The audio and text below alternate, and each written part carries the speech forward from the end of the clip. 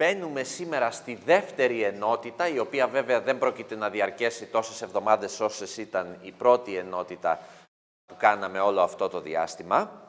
Η δεύτερη ενότητα θα μας απασχολήσει περίπου 1 με 1,5 μάθημα συνολικά και αφορά την κρυφή μνήμη, δηλαδή την μνήμη ΚΑΣ ενός συστήματος.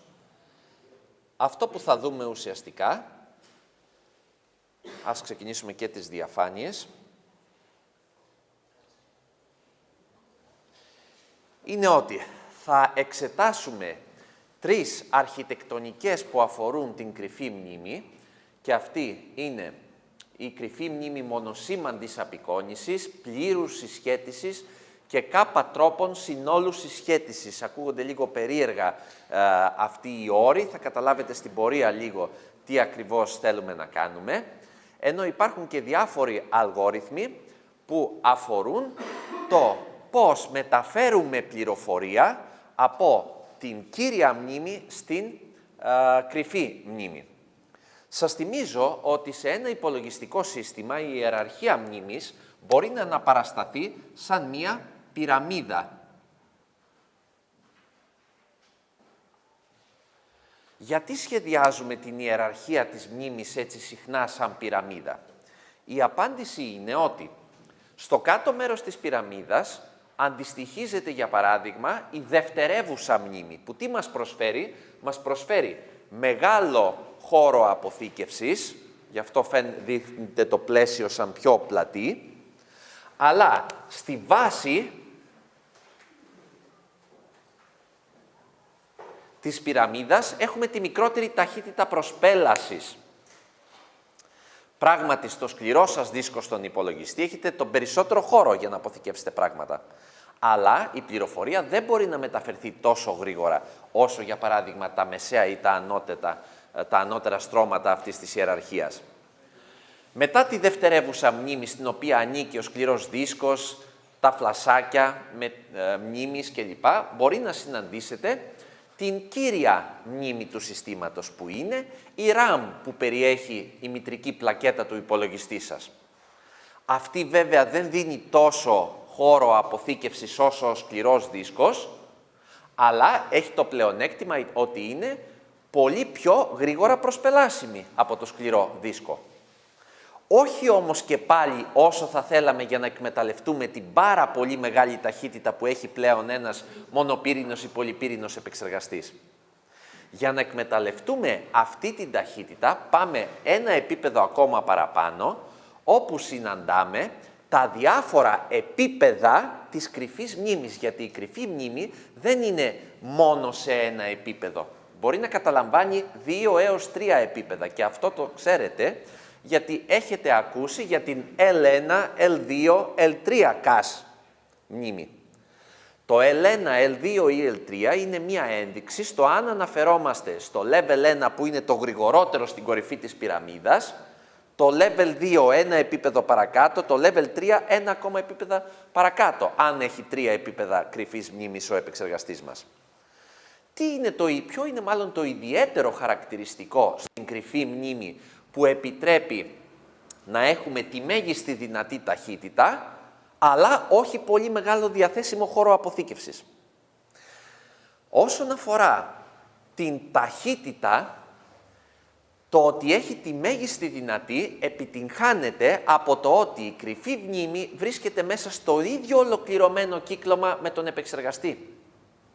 Με άλλα λόγια, η απόσταση που έχει να διανύσει ο επεξεργαστής για να πάει στην κρυφή μνήμη και να ανακαλέσει δεδομένα είναι μικρή. Είναι κάποια μικρόμετρα απόσταση, η αγωγή που έχει να προσπελάσει για να διαβάσει πληροφορία από την κρυφή μνήμη. Αντίθετα, για να βγει από τον επεξεργαστή έξω και να πάει να διαβάσει από την κύρια μνήμη, από τη RAM, πρέπει να βγει πάνω στους ακροδέκτες του ολοκληρωμένου κυκλώματος, να περπατήσει η πληροφορία πάνω στη μητρική πλακέτα, να ξαναμπεί στο δεύτερο ολοκληρωμένο κύκλωμα της μνήμης RAM και ουσιαστικά όλη αυτή η απόσταση δημιουργεί παρασιτικές χωρητικότητες, παρασιτικές αντιστάσεις, παρεμβολές των σημάτων το ένα με το άλλο, που όλα αυτά μειώνουν την ταχύτητα, το πόσο γρήγορα μπορεί να βγει. Επιπλέον, διαφέρει ο τρόπος που κατασκευάζεται, η τεχνολογία που έχει κατασκευαστεί η κρυφή μνήμη από την μνήμη την κύρια του υπολογιστή σας. Για παράδειγμα, η κύρια μνήμη του υπολογιστή σας, αν είναι DDR2, DDR3 μνήμη, ανήκει στις σύγχρονες δυναμικές RAM, SDRAM, τις οποίες μελετήσαμε στα πρώτα μαθήματα εδώ. Αυτές οι μνήμες προσφέρουν πολύ χώρο αποθήκευσης, δεν είναι όμως τόσο γρήγορες όσο οι στατικές RAM από τις οποίες κατασκευάζεται η μνήμη cache. Και στατική RAM εξετάσαμε. Τα παραδείγματα όπου είχαμε στατική RAM να τη συνδέσουμε πάνω σε ένα διάβλο δεδομένων και να κάνουμε την αποκωδικοποίηση, να συνδέσουμε τα chip select, να μοιράσουμε το data bus αν είχαμε πολλά τσιπάκια τέτοια μνήμης παράλληλα κλπ. Όλα αυτά αφορούσαν τεχνολογία στατικής RAM. Γιατί η στατική RAM είναι πιο γρήγορη από την σύγχρονη δυναμική RAM? Γιατί το βασικό δομικό στοιχείο αποθήκευσης στην στατική RAM είναι το flip-flop. Ένα flip-flop αποθηκεύει ένα bit. Στην δυναμική RAM είναι μία μικρή χωρητικότητα που πρέπει να φορτιστεί για να αποθηκεύσει ένα bit. Οι δύο τεχνολογίες αυτές επιτρέπουν το flip-flop να δουλεύει με πολύ γρήγορο ρυθμό, η φόρτιση της χωρητικότητας να μην γίνεται με τόσο γρήγορο ρυθμό. Άρα ο χρόνος προσπέλασής τους διαφέρει σημαντικά εξαιτίας της τεχνολογίας κατασκευής τους. Όμως, το flip-flop αποτελείται από κάποιες πύλες. Άρα χρειάζεται κάποιο χώρο, κάποιο αριθμό τρανζίστορ για να κατασκευαστεί. Πολύ μεγαλύτερη επιφάνεια που χρειάζεται για να αποθηκευτεί ένα bit, από ό,τι χρειάζεται για να φτιάξεις μία μικρή χωρητικότητα στην οποία αποθηκεύεις κάτι και λες έχω αποθηκεύσει ένα bit που είναι 0 ή 1 ανάλογα με το αν είναι φορτισμένος ή όχι ο πυκνοτής. Γι' αυτό το λόγο η πυκνότητα που μπορούμε να φτιάξουμε για στατική RAM δεν είναι πολύ μεγάλη. Ενώ αντίθετα στις σύγχρονες δυναμικές μνήμες η πυκνότητα της πληροφορίας και των κυκλωμάτων είναι πολύ μεγαλύτερη και άρα έχουν πολύ μεγαλύτερη χωρητικότητα οι SDRAM. Επιπλέον, ένα τρίτο χαρακτηριστικό που έχει να κάνει με το γιατί τα ψηλότερα επίπεδα της σύγχρονης δυναμικής, της μνήμης cache, για παράδειγμα, ας βάλω εδώ level 1, level 2, ας μην πάω level 3, ας κρατήσουμε 2 levels ότι έχει η cache που μελετάμε. Και μετά ότι πάμε στην κύρια μνήμη και μετά στην secondary. Ας πούμε ότι αυτά είναι τα επίπεδα που έχει ο υπολογιστής μου. Θα μπορούσε να αναρωτηθεί κάποιος, ωραία, μας είπες για level 1 και level 2 ότι φτιάχνονται με διαφορετικό ρυθμό, με διαφορετική τεχνολογία από ό,τι η κύρια μνήμη και γι' αυτό είναι πιο γρήγορη η προσπέλασή τους. Επιπλέον μας είπες ότι αυτά τα δύο είναι μέσα στο ίδιο τσιπάκι με τον επεξεργαστή, άρα είναι μικρότερες οι παρεμβολές, οι παρασιτικές χωρητικότητες, αντιστάσεις κλπ. Και αυτό βοηθάει στο να είναι πιο γρήγορο. Ποια είναι η διαφορά μεταξύ τους όμως, level 1 και level 2? Η απάντηση είναι ότι στην πιο γρήγορη περίπτωση που είναι η level 1 cache, έχουμε όχι απλά στατική RAM, αλλά dual port στατική RAM. Τι σημαίνει dual port στατική RAM? Σημαίνει ότι έχω μία μνήμη που όλοι οι ακροδέκτες της είναι εις διπλούν. Θυμηθείτε λίγο ποιοι είναι οι ακροδέκτες μιας στατικής RAM. Στους ακροδέκτες μιας στατικής RAM είχαμε κάποιες data γραμμές, ας φτιάξω μια απλή στατική RAM 8-bit. Κάποιες αντρές γραμμές, α0 μέχρι α-νι, πλην 1, ας πούμε ότι έχει νι γραμμές, και κάποιο chip select. Και ας πούμε ότι υπάρχει και ένα read-write σήμα, το ονομάζω 1 για το από πάνω. Λοιπόν, όσους ακροδέκτες σας σχεδίασα τώρα, που είναι αυτοί που θυμηθείτε είχαμε χρησιμοποιήσει στις στατικές RAM για να δούμε τη διασύνδεσή τους με επεξεργαστή, τώρα υπάρχουν εις διπλούν. Υπάρχουν δηλαδή άλλες από κάτω D0 έως D7 γραμμές, άλλο ένα σετ α0 μέχρι α-1 για επιλογή διεύθυνσης, άλλο chip select και άλλο read-write. Στο πούμε read-write 2, αυτό εδώ. Πού εξυπηρετεί στο να υπάρχουν διπλοί ακροδέκτες, ενώ ο χώρος αποθήκευσης μέσα είναι ένας. Είναι ένας. Έτσι. Το ότι έχουμε διπλούς ακροδέκτες επιτρέπει στο ότι από τη μία πλευρά η CPU που βρίσκεται εδώ και επικοινωνεί με αυτά εδώ τα πράγματα, μπορεί ταυτόχρονα, για παράδειγμα, να διαβάζει κάτι από την Dual Port RAM, ενώ από την άλλη πλευρά ο ελεγκτής μνήμης που φροντίζει ώστε να πηγαινοέρχεται η σωστή πληροφορία μεταξύ κύριας μνήμης ή level 2 cache, σε πάση περιπτώσει, και της level 1 cache, φροντίζει μέσω του set των κάτω ακροδεκτών να μεταφέρεται πληροφορία από άλλο σημείο. Δηλαδή, οι πάνω ακροδέκτες μπορεί να επιτελούν αυτή τη μεταφορά πληροφορίας, οι κάτω ακροδέκτες να ενημερώνουν την πληροφορία μεταξύ level 1 και level 2. Ταυτόχρονα, έτσι, χωρίς να περιμένεις να τελειώσει η CPU για να ενημερωθεί μετά η cache από η level 1 από τη level 2, ας πούμε, και θα καταλάβετε παρακάτω τι σημαίνει η ενημέρωση μνήμης. Άρα, λοιπόν, υπάρχουν δομές ειδικές στατικής RAM που επιτρέπουν ταυτόχρονη προσπέλασή της από περισσότερους από έναν, από τον επεξεργαστή και από την μνήμη ή τον ελεγκτή μνήμης, και γι' αυτό η level 1 είναι ακόμα πιο γρήγορη από τη level 2, γιατί επιτρέπει ταυτόχρονη προσπέλασή της από περισσότερους από έναν.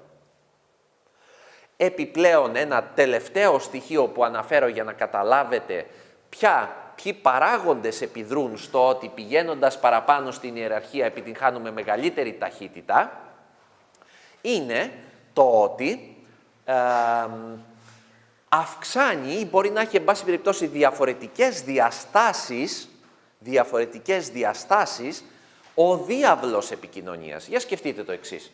Μπορεί, για παράδειγμα, έξω από τη CPU ο διάβλος δεδομένων να είναι, λέω, ένα νούμερο 64 bit, που σημαίνει ότι με μία ανάγνωση από την κύρια μνήμη φέρνω 8 bytes, 8 επί 8, 64 bit.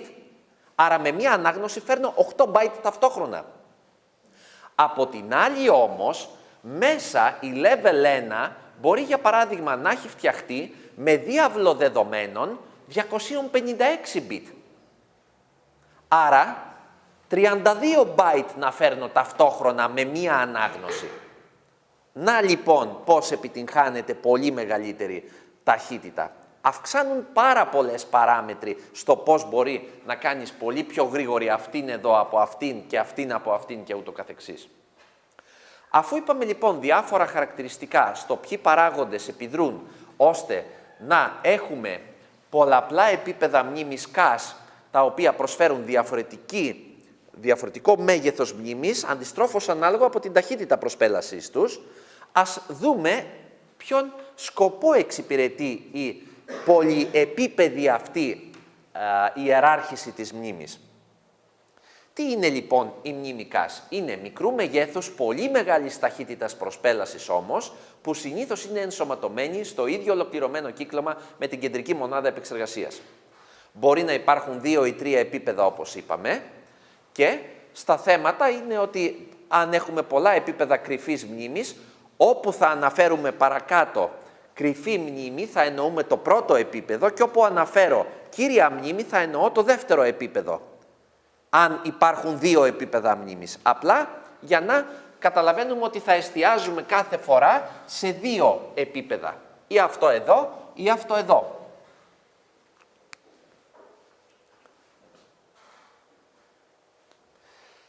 Υπάρχουν λοιπόν τα εξής ζητήματα που σχετίζονται με μια κρυφή μνήμη. Πρώτα απ' όλα, πριν δούμε αυτά τα ζητήματα, πρέπει να σας περιγράψω λίγο κάτι που δεν υπάρχει ακριβώς σε ξεχωριστή διαφάνεια, ποια είναι η χρήση της κρυφής μνήμης. Είπαμε ότι έχει μικρό μέγεθος, κατά συνέπεια δεν μπορεί να αποθηκεύει τα πάντα. Τι όμως μπορεί να αποθηκεύει? Υποθέστε ότι ξεκινάτε να τρέξετε ένα πρόγραμμα, μία εφαρμογή, ένα παιχνίδι, ό,τι θέλετε πέστε το οποίο δεν χωράει ολόκληρος ο κώδικας του, για παράδειγμα, καθώς και τα δεδομένα του, οι εικόνες που σας δείχνει, τα βίντεο που παρουσιάζει η διάρκεια του παιχνιδιού κλπ. Δεν χωράνε όλα μέσα στο ένα επίπεδο της μνήμης, το πιο γρήγορο. Και χρειάζεσαι το δεύτερο επίπεδο, που είπαμε θα το λέω κύρια μνήμη, ασχέτως αν θα μπορούσε να είναι και το δεύτερο επίπεδο της κρυφής μνήμης. Εδώ πέρα. Ας κρατήσουμε ένα επίπεδο κρυφής μνήμης για να μην μπερδεύεστε. Κας. Τι κάνει λοιπόν το σύστημα? Χρησιμοποιεί την κρυφή μνήμη ώστε να φέρουμε αυτά που είναι άμεσα να εκτελεστούν ή τα δεδομένα που είναι άμεσα να παρουσιαστούν στον υπολογιστή μας. Μόνο τα απολύτως απαραίτητα που χρειάζονται για την τρέχουσα εκτέλεση ενός προγράμματος.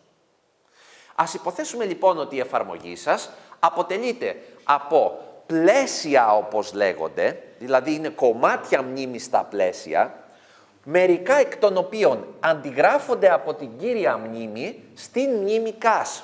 Αντιγράφονται. Με την αντιγραφή αυτή, τα πλαίσια που είναι κομμάτια του προγράμματος που θέλω να εκτελέσω, μπορεί να ξεκινήσουν την εκτέλεση του ίδιου του προγράμματος με γρήγορο τρόπο από τη CPU, γιατί ο αρχικός κώδικας θα βρίσκεται στην CAS, και καθώς θα προχωράει η εκτέλεση του προγράμματος, το σύστημα θα μπορεί με κάποιες τεχνικές να διακρίνει ότι δουλεύω τοπικά με κάποιο κώδικα που υπάρχει ένα for loop και μένω σε αυτόν τον κώδικα. Οκ, δεν χρειάζομαι να κάνω κάτι. Φαίνεται ότι έχει φύγει ο έλεγχος και πάω σε κάποιο σημείο του προγράμματος που δεν έχει φορτωθεί στη μνήμη CAS. Κάτι πρέπει να κάνω. Αν έχει ελεύθερα πλαίσια η μνήμη CAS, πρέπει να φέρω τα υπόλοιπα κομμάτια του κώδικα, να γεμίσω με αυτά τα ελεύθερα κομμάτια της CAS για να συνεχίσει η εκτέλεση. Και πάντα την εκτέλεση να την κάνει ο επεξεργαστής από την κρυφή μνήμη και όχι από την κύρια μνήμη. Εάν γεμίσει η CAS, κάποια στιγμή θα γεμίσει. Όσο έχω ελεύθερα πλαίσια θα τα γεμίζω, αλλά κάποια στιγμή σχετικά γρήγορα θα γεμίσουν. Εκεί τίθεται το ερώτημα ότι για να συνεχίσω να εκτελώ γρήγορα το πρόγραμμα, πρέπει να διώξω κάποια κομμάτια που δεν χρησιμοποιώ συχνά, π.χ. τα παλιότερα κομμάτια που έφερα και δεν τα επισκέπτεται συχνά ο επεξεργαστής μου, για να τα αντικαταστήσω με καινούρια, που είναι αυτά που θα χρησιμοποιηθούν στην τρέχουσα εκτέλεση. Σύμφωνα λοιπόν με αυτή τη λογική, αν έχετε στο μυαλό σας, ότι πάντα στη μνήμη CAS φέρνουμε τα απολύτως απαραίτητα για να συνεχίσει την εκτέλεση της CPU και αντικαθιστούμε κομμάτια της CAS με άλλα όταν προχωράει η εκτέλεση του προγράμματος ή όταν αλλάζει το πρόγραμμα ή όταν αλλάζουν τα δεδομένα που θέλουμε να δούμε. Έχοντας λοιπόν αυτό στο μυαλό μας, τίθενται τα εξής ζητήματα. Πότε μεταφέρεται ένα πλαίσιο της κύριας μνήμης στην κρυφή? Fetch policy λέγεται αυτό. Το φέρνουμε για παράδειγμα όταν το χρειαζόμαστε ή το φέρνουμε προκαταβολικά κάνοντας μια πρόβλεψη ότι θα το χρειαστούμε? Αυτό σημαίνει πολιτική προσκόμισης. Ποιο πλαίσιο της κρυφής μνήμης θα χρησιμοποιηθεί? Υπάρχει σαφής αντιστοίχηση των πλαισίων της κύριας μνήμης με τα πλαίσια της κρυφής, οπότε δεν τίθεται θέμα, ξέρουμε ακριβώς ποιο πλαίσιο πρέπει να πάει στην κρυφή μνήμη κάποιο της κύριας? Ή μήπως υπάρχει κάποια πιο γενική τακτική αντιστοίχησης? Όταν γεμίσει η κρυφή μνήμη, ποιο πλαίσιο θα διαλέξουμε να αντικαταστήσουμε? Replacement policy. Όταν τροποποιηθεί ένα πλαίσιο της κρυφής μνήμης, αν ένα πλαίσιο κρατάει κώδικα, ο κώδικας δεν πρόκειται να τροποποιηθεί από τη CPU. Η CPU διαβάζει τον κώδικα και τον εκτελεί. Αλλά αν ένα πλαίσιο έχει δεδομένα, τα δεδομένα είναι πιθανό ότι θα επιδράσει πάνω του η CPU εκτελώντας κάποιο κώδικα και ίσως να τα τροποποιήσει. Εκεί έχουμε προβλήματα συμβατότητας. Γιατί αν τροποποιήσει η CPU τα δεδομένα που υπάρχουν μόνο στην κρυφή μνήμη, θα έχουμε δύο πλαίσια που θα έπρεπε να είναι ίδια, ένα στην κρυφή και ένα στην κύρια μνήμη, που όμως δεν έχουν συμβατή πληροφορία. Και κάπως πρέπει να γίνει συμβατή η πληροφορία αυτή μεταξύ τους. Αυτό λέγεται update policy. Και θα πάρουμε ένα-ένα αυτά τα πράγματα, να δούμε και κάποια παραδείγματα στα οποία θα δώσουμε και αριθμητικά παραδείγματα. Η δομή λοιπόν της κρυφής μνήμης αποτελείται σαν κυκλώματα από το τμήμα της πληροφορίας, το payload, δηλαδή εκεί που καθαρά αποθηκεύεται η πληροφορία, αλλά υπάρχει και ένας ελεγκτής κρυφής μνήμης που φροντίζει για όλες τις πολιτικές που σας ανέφερα προηγουμένως, αντικατάστασης, προσκόμισης, ενημέρωσης κλπ. Το τμήμα της πληροφορίας, είπαμε, είναι ο αποθηκευτικός χώρος και αποτελείται από τα πλαίσια, από τα frames ή από τα pages, όπως θέλετε πέστε τα, που αντιστοιχίζονται σε μπλοκ της κύριας μνήμης.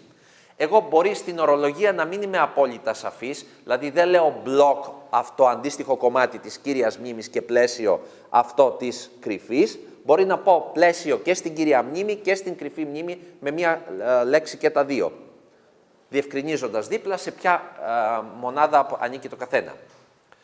Υπάρχει όμως έξτρα και μία άλλη δομή που ονομάζονται ετικέτες, labels, ή tags αν θέλετε, δεν θυμάμαι ποιος ακριβώς αγγλικός όρος χρησιμοποιείται ακριβώς για τη μνήμη CAS, στο οποίο αποθηκεύεται η πληροφορία αντιστοίχησης.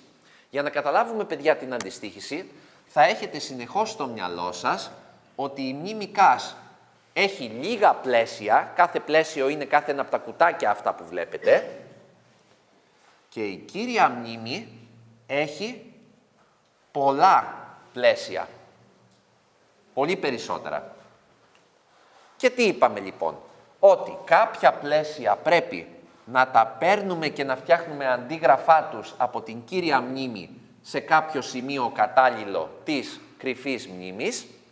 Αυτό εδώ, έστω ότι πάει εδώ, βλέπετε είναι λίγο μπερδεμένος ο τρόπος το πού θα πηγαίνει πού και θα δούμε παρακάτω πώς μπορούμε να ορίσουμε κάποιες αντιστοιχίσεις. Και όταν γεμίσει αυτή, να ξέρουμε ποιο θα αντικαταστήσουμε και ούτω καθεξής. Αυτό, ας πούμε, εδώ σας δείχνω ότι πήγε εδώ, αυτό ότι πήγε εδώ, για παράδειγμα. Οι ετικέτες, λοιπόν, βοηθούν στην αντιστοίχηση πλαισίων ή blocks, όπως θέλετε πέστε τα, από την κύρια μνήμη στην κρυφή.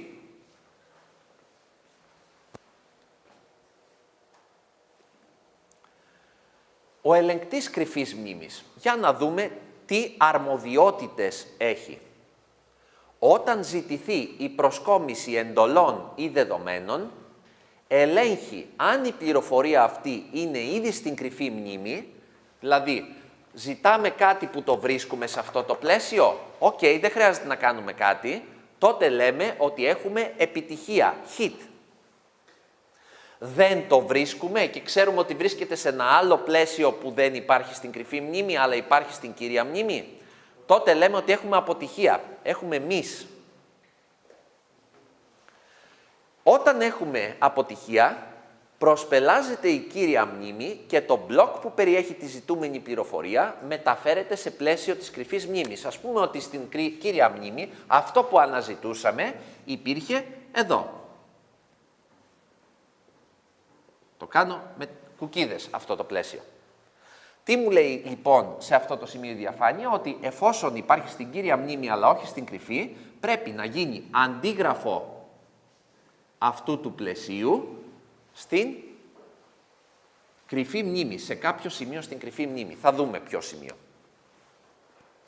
Είναι δυνατό να ζητηθεί η πληροφορία ταυτόχρονα και από την κρυφή και από την κύρια μνήμη για να μην χάνουμε χρόνο. Η CPU δηλαδή μπορεί τη διεύθυνση που ψάχνει να την αναζητήσει και εδώ και αν βρει ότι αρχικά δεν υπήρχε εδώ, αφού την βρίσκει στην κύρια θα προχωρήσει στην αντιγραφή του πλαισίου και μετά θα διαβάσει αυτό που θέλει. Αν όμως βρει ότι υπάρχει ήδη στην κρυφή μνήμη, την προσπέλαση της κύριας απλά θα τη σταματήσει. Θα έχει κερδίσει όμως χρόνο, ότι έψαξε ταυτόχρονα και στην κύρια και στην κρυφή. Ο ελεγκτής κρυφής μνήμης είναι υπεύθυνος για την παραγωγή όλων των σημάτων που πραγματοποιούν αυτές τις προσπελάσεις. Με άλλα λόγια, μην απορρίσει κάποιος αν είναι θέμα λογισμικού ή θέμα λειτουργικού συστήματος το πώς γίνεται η αντιγραφή των πλαισίων από την κύρια μνήμη στην κρυφή και η προσπέλασή τους. Όχι. Όλα αυτά πρέπει να γίνουν τόσο γρήγορα που γίνονται από ειδικά κυκλώματα. Και εμείς δεν καταλαβαίνουμε τίποτα από όλη αυτή τη διαδικασία, αν δεν είμαστε εμείς οι σχεδιαστές αυτών των κυκλωμάτων. Για να δούμε λοιπόν πολιτική προσκόμισης ενός μπλοκ από την κύρια μνήμη. Σας είπα και πριν, ο πρώτος τρόπος είναι on demand, καταπέτηση δηλαδή. Όταν χρειαστείς κάτι από ένα σημείο που δεν υπάρχει στην κρυφή μνήμη, τότε εκείνη τη στιγμή μεταφέρεται το μπλοκ στο κατάλληλο πλαίσιο. Το prefetch είναι μια πρόβλεψη ουσιαστικά το ποιο πλαίσια φαίνεται να χρησιμοποιεί ο κώδικας που θέλω να εκτελέσω και άρα, ακόμα και αν δεν χρειάζεται να προσπελάσω μια θέση μέσα σε αυτά τα πλαίσια, το σύστημα τα φέρνει προκαταβολικά και τα έχει έτοιμα στην κρυφή μνήμη. Αυτό βέβαια εξοικονομεί χρόνο, αφού δεν χρειάζεται να κάνω προσκόμιση τη στιγμή που τα χρειάζομαι, αλλά τα έχω ήδη φέρει σε κάποιο ουδέτερο χρόνο, αλλά φυσικά είναι αρκετά πιο πολύπλοκη τεχνική να υλοποιηθεί με υλικό, έτσι, με κυκλώματα. Απεικόνιση μπλοκ κύριας μνήμης σε κρυφή. Υπάρχουν 3 τρόποι οργάνωσης της κρυφής μνήμης και εδώ πέρα πάνω, παιδιά, θα δούμε και τα όποια παραδείγματα που είναι και αυτά που μπορεί να σας ζητηθούν και στις εξετάσεις, έτσι. Οι 3 τρόποι οργάνωσης της κρυφής μνήμης είναι η μονοσήμαντη απεικόνιση, ο αγγλικός όρος είναι direct mapping, ο K-way set associative, συνόλου συσχέτισης με κάπα τρόπους και η πλήρους συσχέτισης. Να ξεκινήσω από τον πλήρους συσχέτισης για να σας δώσω μία αίσθηση του τι σημαίνουν αυτές οι 3 κατηγορίες κρυφής μνήμης, για να καταλάβετε μετά και το για ποιο λόγο παίζουμε όπως παίζουμε με τις διευθύνσεις για να μπορέσουμε να υποστηρίξουμε τον κάθε τρόπο. Στον πλήρους συσχέτισης που ξεκινώ, μπορεί οποιοδήποτε μπλοκ της κύριας μνήμης να αντιστοιχηθεί με οποιοδήποτε πλαίσιο της κρυφής μνήμης. Άρα, κάποιος πρέπει να υπάρχει που να κρατάει λογαριασμό για το ποιο μπλοκ της κύριας μνήμης έχει αντιστοιχηθεί σε ποιο πλαίσιο της κύριας, αφού είναι δυνατές όλοι οι συνδυασμοί. Οποιοδήποτε μπλοκ της κύριας μνήμης να πάει σε οποιοδήποτε πλαίσιο της κρυφής. Το αντίθετο, η μονοσήμαντη απεικόνιση, φροντίζει ώστε με κάποιο αλγόριθμο αντιστοίχησης αυτό το μπλοκ να αντιστοιχίζεται μόνο σε ένα πλαίσιο της κρυφής μνήμης. Και ο πιο συχνά χρησιμοποιούμενος τρόπος, παιδιά, αντιστοίχησης είναι η πράξη μόντιουλο, υπόλοιπο διαίρεσης δηλαδή. Για δείτε, πριν το δούμε σε διαφάνειες, έτσι λίγο πρακτικά τι σημαίνει αυτό το πράγμα. Ας υποθέσουμε ότι έχουμε πράγματι μόνο στην κρυφή μνήμη μόνο 4 blocks. 4 μάλλον πλαίσια, έτσι, τα είπαμε πλαίσια αυτά που είναι στην κρυφή μνήμη. Και η κύρια μνήμη δεν έχει 4, ας πούμε ότι έχει 16 block. Πραγματοποιούμε κάθε φορά μόντιουλο διαίρεση για να βρούμε ποιο μπλοκ αντιστοιχίζεται σε ποιο πλαίσιο. Με άλλα λόγια, διαιρώ τον αύξον αριθμό των μπλοκ εδώ, νούμερο 1 μπλοκ, νούμερο 0, νούμερο 1, νούμερο 2, νούμερο 3, νούμερο 4, 5, 6 κλπ. Παίρνω αυτούς τους αύξοντες αριθμούς του κάθε μπλοκ και τους διαιρώ, τους κάνω μόντιουλο, υπόλοιπο διαίρεσης μάλλον, με το πλήθος των πλαισίων που έχει η κρυφή μνήμη, που είναι 4. Το 0 μόντιουλο 4, πόσο μου κάνει? Τι υπόλοιπο διαίρεσης έχει, αν πω 0. 0. Το 4 χωράει μία φορά στο 0, άρα 0 πηλίκο επί 4, 0, 0 από 0, υπόλοιπο 0. Το 1 μόντιουλο 4, πόσο μας κάνει? Όχι 0, Το 0 είναι το πηλίκο. 1. Σωστά, Τζένι. Δηλαδή, θα ακουστεί το όνομα Τζένι, αν κατάλαβες καλά, στην αυτή. Αυτό θα κοπεί που λέω τώρα. Λοιπόν, το 1 μόντουλο 4, τι υπόλοιπο βγάζει? Το 4 στο 1 πάει 0 φορές, 0 επί 4, 0, από 1, 1. Αυτό σημαίνει υπόλοιπο. Το 2 βγάζει υπόλοιπο 2, το 3 βγάζει υπόλοιπο 3, αλλά το 4 τι μόντιουλο βγάζει? 0 πάλι. Και αρχίζουμε από την αρχή. Τι μας λέει λοιπόν αυτή η πράξη μόντιουλο που κάναμε στους αύξοντες αριθμούς των μπλοκ της κύριας μνήμης? Ότι αυτό εδώ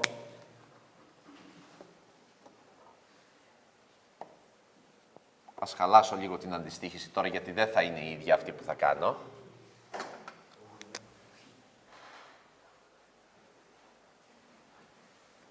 Ότι το 0 θα πάει στο 0, το 4 επίσης θα πηγαίνει στο 0 και το 8 μπορεί να φανταστείτε επίσης ότι θα πηγαίνει στο 0. Αντίθετα, στο νούμερο 1 της ΚΑΣ θα πηγαίνει το 1, το 5, το 9 κλπ. Στο 2 θα πάει το 2, το 6, το 10 και ποιο είναι μετά το 14, νομίζω κάποιο αυτό. Στο τελευταίο θα πάει το 3, το 7, το 11 και το 15. Άρα λοιπόν στη μονοσήμαντη απεικόνηση, όταν χρειάζεται να αντικαταστήσεις για παράδειγμα κάτι, δεν ρωτάς ποιο είναι πρώτο, ποιο δεύτερο, ποιο τρίτο να το πετάξω, γιατί δεν έχεις επιλογή. Είναι περιοριστική η μονοσήμαντη απεικόνηση. Θα σου αντικαταστήσει, αν θες να φέρεις ας πούμε το 15 και δεν το έχεις, θα σου αντικαταστήσει όποιο από τα υπόλοιπα 3 είχες φέρει εδώ, το χρειάζεσαι, δεν το χρειάζεσαι. Κάτι που δεν είναι καλό. Γιατί μπορεί να αντικατασταθούν πλαίσια που τα χρειάζεσαι στην τρέχουσα εκτέλεση, στο κομμάτι του κώδικα που δουλεύεις. Ο μεσαίος τρόπος είναι ο πιο σύνθετος. Έχει το πλεονέκτημα του πλήρους συσχέτισης ότι δεν είσαι απόλυτα περιορισμένος, μόνο ένα πλαίσιο να αντικαταστήσεις, το χρειάζεσαι, δεν το χρειάζεσαι. Στον πλήρου συσχέτισης μπορούσες να διαλέξεις με πλήρη ελευθερία αυτό που σίγουρα δεν χρειάζεσαι και να διώξεις. Αλλά είναι πιο πολύπλοκος να τον υλοποιήσεις αυτόν τον τρόπο. Σε αυτόν εδώ είναι μια μεσαία κατάσταση. Τα πλαίσια της κρυφής μνήμης χωρίζονται σε ομάδες, όπου κάθε ομάδα έχει κάπα πλαίσια μέσα. Τα μπλοκ της κύριας μνήμης αντιστοιχίζονται όχι σε μεμονωμένα πλαίσια της κρυφής, αλλά σε ομάδες πλαισίων της κρυφής. Μικρές ομάδες. Κάπα. Το κάπα μπορεί να είναι 2, 4, 8, όχι πολύ μεγάλα. Και από αυτές τις μικρές ομάδες των κάπα πλαισίων, το σύστημα έχει τη δυνατότητα να διαλέξει ποιο από αυτά χρειάζομαι λιγότερο ή περισσότερο και αυτό να διώξει. Θα δείτε συγκεκριμένους αλγόριθμους παρακάτω για το πώς μπορεί να επιτευχθεί αυτό το πράγμα.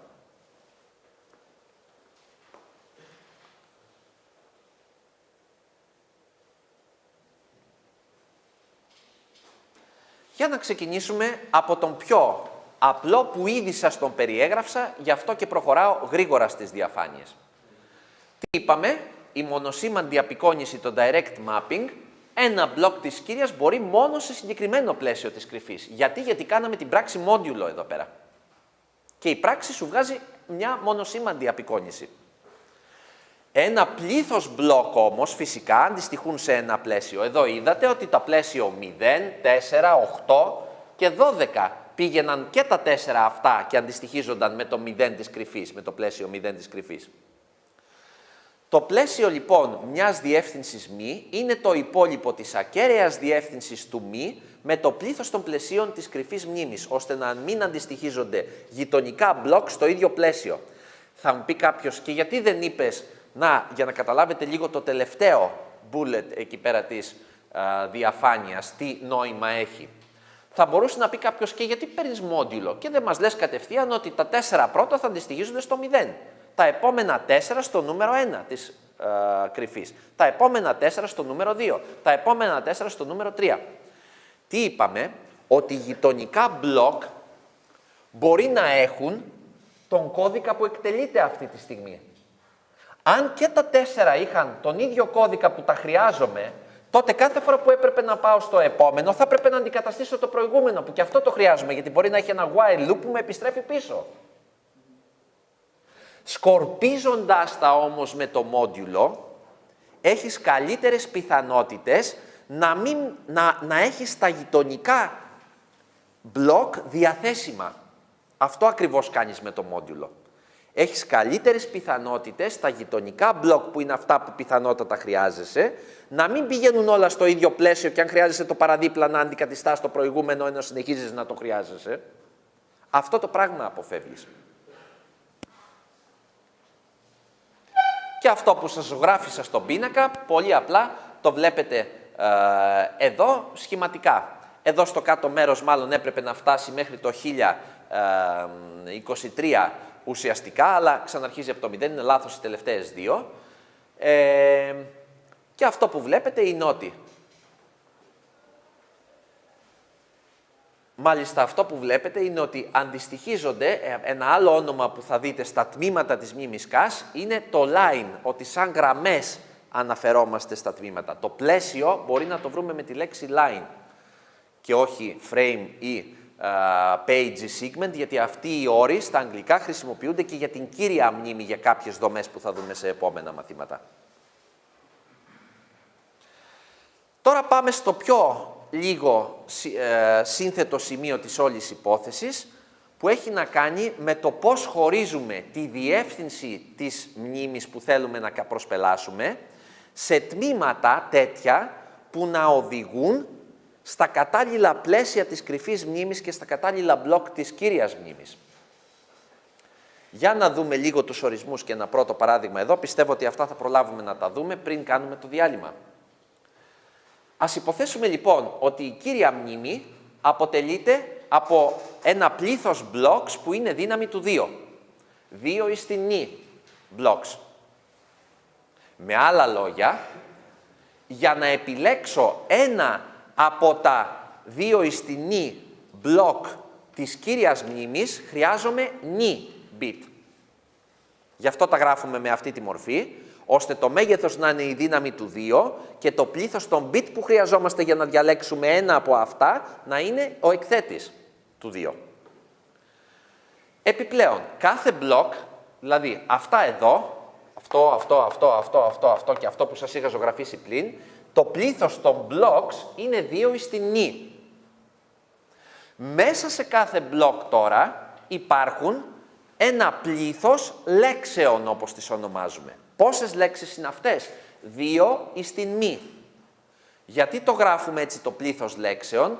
Ώστε να μπορούμε να πούμε ότι με μη bit μπορώ να διαλέξω μία από τις 2 εις την μη θέσεις που έχει μέσα αυτό το κομμάτι της μνήμης. Κατά συνέπεια, όλο το πλήθος της κύριας μνήμης, από εδώ μέχρι εδώ, όχι όμως σαν πλήθος blocks, αλλά σαν πλήθος λέξεων, είναι 2 εις την νη block επί 2 εις την μη θέσεις που έχει μέσα το κάθε block, σύνολο 2 νη συν μη.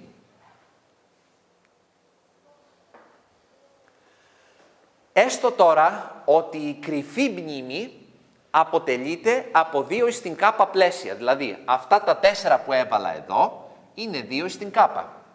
Προφανώς το κάπα είναι μικρότερο από το νη, γιατί έχουμε λιγότερα πλαίσια κρυφής μνήμης από τα μπλοκ της κύριας μνήμης. Εδώ έχω μόνο 4. Εδώ σας είπα ένα παράδειγμα 16. Έτσι.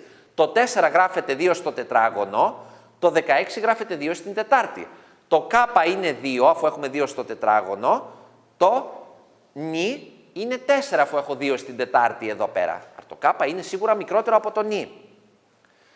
Έχοντας λοιπόν αυτά τα δεδομένα, θεωρώ ότι μία διεύθυνση, να την η διεύθυνση, να μην τη ζωγραφίζω αφού υπάρχει καθαρά στη διαφάνεια, όλο αυτό εδώ το πλαίσιο είναι τα bit από τα οποία αποτελείται μία ολόκληρη διεύθυνση. Τα μη λιγότερο σημαντικά bit της διεύθυνσης χρησιμοποιούνται για να διαλέγω την θέση μέσα στο block ή το πλαίσιο. Ποια από τις λέξεις μέσα στο συγκεκριμένο block ή πλαίσιο θέλω. Με τη βοήθεια των μη τελευταίων bit φτιάχνω τους δύο εις την μη συνδυασμούς για να διαλέξω μία λέξη μέσα στο πλαίσιο. Τα επόμενα k bit διαλέγουν το πλαίσιο της κρυφής μνήμης που θα καταλήξει αυτή η πληροφορία. Με αυτό θα δω αν υπάρχει ή όχι το πλαίσιο που αναζητώ. Και αφού είπαμε ότι νη είναι όλο αυτό εδώ και απλά πήρα τα k bit για να ξεχωρίζω το πλαίσιο με μόντιουλο, αυτό το πράγμα κάνει αυτός ο διαχωρισμός των bit και τα υπόλοιπα νη πλην k που μένουν λοιπόν νη πλην k, τα οποία τα ονομάζω ετικέτα. Και σε κάθε πλαίσιο που φέρνω, κρατάω κάπου και την ετικέτα, γιατί το ίδιο πλαίσιο μπορεί να το διεκδικήσουν, όπως είπαμε, παραπάνω από ένα blocks. Να, το 1, το 0, το 4, το 8, μπορούν όλα να διεκδικήσουν αυτό το πλαίσιο, το νούμερο 0. Η ετικέτα είναι το υπόλοιπο από τη διεύθυνση που μένει εδώ, για να ξέρω ποιο από τα 4 εναλλακτικά τελικά έχω φέρει την προηγούμενη φορά. Ξέρω ότι είναι λίγο δυσνόητο έτσι όπως το βλέπετε ακόμα να μπορέσετε να συνειδητοποιήσετε πώς ακριβώς γίνεται η αντιστοίχηση πλαισίων και ούτω καθεξής, αλλά θα δούμε μετά το διάλειμμα ένα παράδειγμα. Τώρα μόνο μία κουβέντα για τις ετικέτες πριν κάνουμε διάλειμμα. Το πεδίο της ετικέτας αποθηκεύεται στη μνήμη, στο τμήμα ετικετών της κρυφής μνήμης, αντιστοιχισμένο με τον αριθμό πλαισίου. Ακριβώς για το λόγο που σας είπα τώρα. Το σύστημα από τα k-bit της διεύθυνσης που καθορίζουν το πλαίσιο, μεταβαίνει μάλλον στην κατάλληλη θέση του παρακάτω πίνακα και συγκρίνει την αποθηκευμένη ετικέτα με τα υπόλοιπα νη πλην k-bit.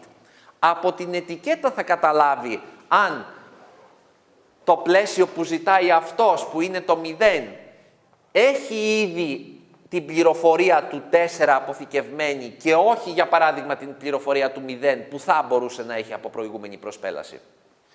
Από την ετικέτα. Η ετικέτα, λοιπόν, τα υπόλοιπα λιγότερο σημαντικά bit που περίσσεψαν στον πίνακα που είχαμε πριν, είναι αυτά που καθορίζουν και μας δίνουν αίσθηση ποιος έχει αποθηκευτεί. Αν η ετικέτα λοιπόν που είναι αποθηκευμένη ταιριάζει με την ετικέτα της διεύθυνσης που πάω να προσπελάσω, σημαίνει ναι, το block 4 ήταν αποθηκευμένο πριν, άρα εδώ θα βρεις τα δεδομένα που θες, δεν χρειάζεται να κάνεις καμία αλλαγή.